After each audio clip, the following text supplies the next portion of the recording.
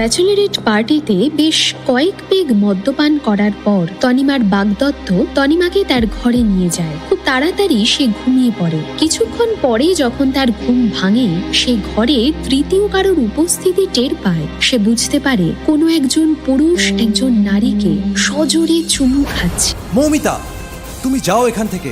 তনিমা শুধু এখন ঘুমোচ্ছে, ও যখন তখন উঠে পড়তে পারে। কি তুমি ভয় পাচ্ছ যে তোমার ফিয়ান্সে জেগে যাবে?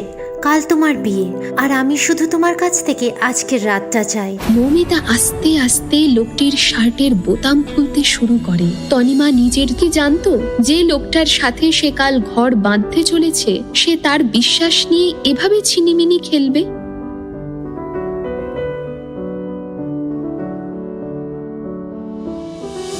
পরের দিন পূর্ব পরিকল্পনা অনুযায়ী তনিমা একাই সিভিল অ্যাফেয়ারের অফিসে সময় মতো পৌঁছে যায়। সেখানে পৌঁছেই সে আবিরকে ফোন করে। ওপার থেকে আবির ওকে বলে, মৌমিতা প্রচন্ড আঘাত পেয়েছে তনিমা। প্রথমে আমি এই পরিস্থিতি সামলে উঠি, বিয়েটা না হয় পরে হবে। তনিমা বাড়ি ফিরে যাবার জন্য যেই না রওনা দেবে, ঠিক তখনই তার সঙ্গে দেখা হয় মোহিত রায়ের সাথে। তনিমা মনে মনে ভাবছিল, আসলে মোহিত রায়ের হবু স্ত্রীও সেদিন তাকে বিয়ে করতে যাননি।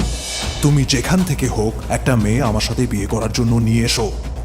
তোমাকে আমি আধ ঘন্টার সময় দিচ্ছি। তনিমার মাথায় তখন একটা বুদ্ধি আসে এবং সে এক মুহূর্ত সময় নষ্ট না করে মোহিতকে তাকে বিয়ের প্রস্তাব দেয়। আপনার হবু স্ত্রী আর আমার হবু বর দুজনে বিয়ে করতে আসেনি, তাহলে আমরা কি একে অপরের সাথে বিয়ে করে নিতে পারি না?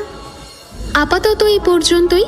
গল্পের পরের অংশ শুনতে চাইলে এক্ষুনি ডাউনলোড করুন পকেট FM।